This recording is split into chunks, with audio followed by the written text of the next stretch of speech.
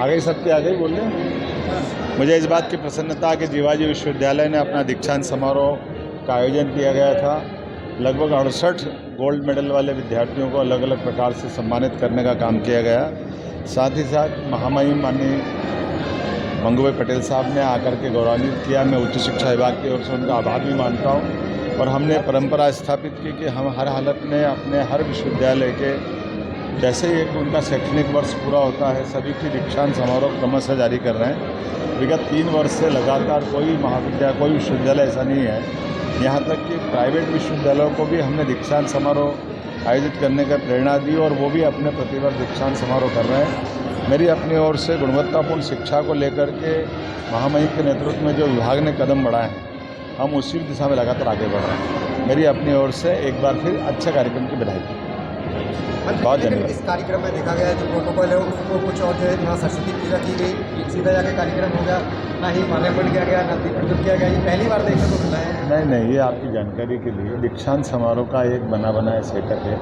बाकी कार्यक्रम हमारे जो होते हैं वो होते हैं, लेकिन आपको ध्यान होगा दीक्षांत समारोह जब कभी होता तो सबसे पहले कार्य परिषद की बैठक होती।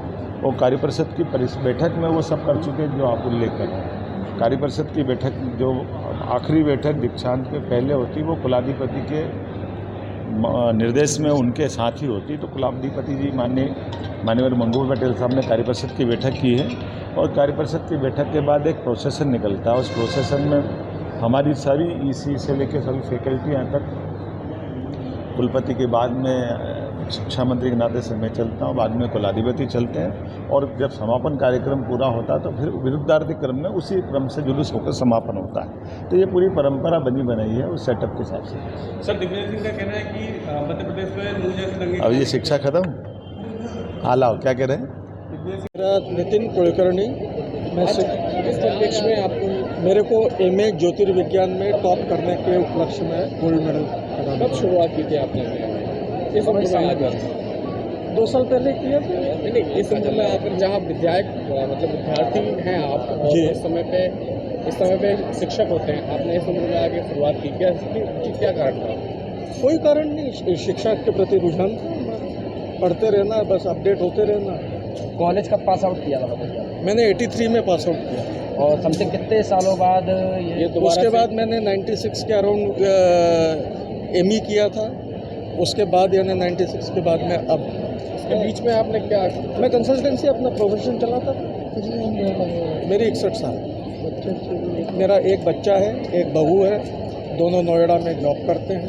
कभी बच्चा है। महसूस हुआ कि बच्चे आज जॉब कर रहे हैं और मैं फिर से पढ़ाई कर रहा हूँ? ना, और हम गौरवान्वित महसूस करते हैं। क्या कुछ मैसेज देना चाहेंगे आप अपने? बिल्कुल पढ़ते रहना चाहिए और सिर्फ पढ़ते रहना चाहिए। क्या नाम है आपका? Doctor Deepa Jain.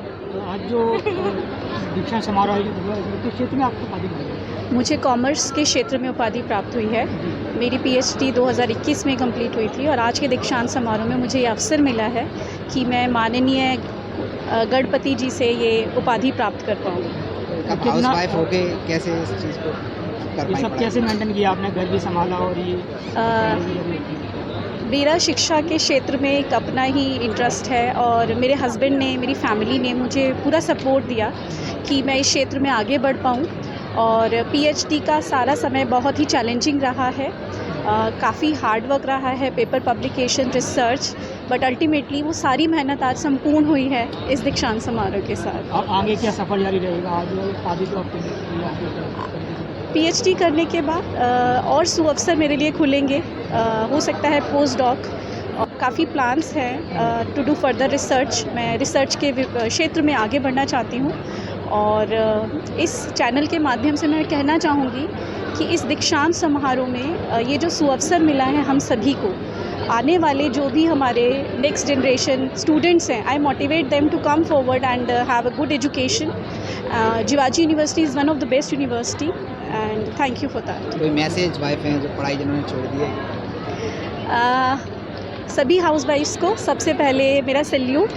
Working at home is a big challenge, but उसी समय में से कुछ समय शिक्षा के विभाग में निकालना और अपनी एक पहचान बनाना बहुत ज़रूरी है। अगर आपका थोड़ा सा भी इंटरेस्ट है और आपकी फैमिली आपको सपोर्ट दे रही है तो मेरे हिसाब से आपको आगे बढ़ना चाहिए, because education is the key to your future, and if that key has been generated today, you are the lucky one to go to the success.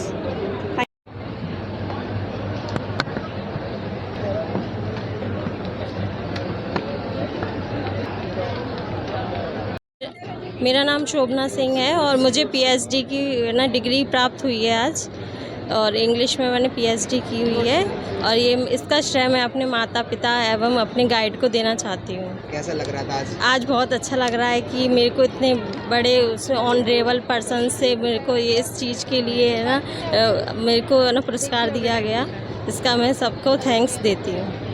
आपकी बेटी को आज जो उपाधि मिली है तो आपको कैसा लग रहा है? मेरी बेटी डॉक्टर शोभना सिंह को इंग्लिश में उपाधि प्राप्त हुई है और मुझे बेहद खुशी मिल रही है कि यहाँ पर मेरी बेटी ने मेरा नाम रोशन किया और हमारे समाज का भी नाम रोशन किया है। ये बहुत ही अच्छा लग रहा है मुझे। जैसे कि आज के समाज में जो बेटियों को पढ़ाने का नहीं रखते वो तो क्या करेगी बेटी पढ़ के, कोई संदेश? मैं तो अपनी बेटी को पढ़ाना चाहती हूँ, क्योंकि आजकल यदि बेटियाँ पढ़ी हैं तो ही समाज का ग्रोथ बढ़ता है, और नहीं तो बेटियां नहीं पढ़ी हैं तो समाज आगे नहीं बढ़ सकता। ये मेरा खुद ही मानना है। मैं भी एक टीचर हूँ, प्रोफेसर हूँ वीरांगना झलकारी बाई गर्ल्स कॉलेज ग्वालियर में। बेटी ने नाम रोशन किया है तो आपको कैसा लगा? मेरी बेटी ने आज उपाधि प्राप्त की है डॉक्टरेट की, मेरे को बहुत अच्छा लग रहा है और मैं इसका श्रेय उनकी माँ को देता हूँ सबसे ज़्यादा, क्योंकि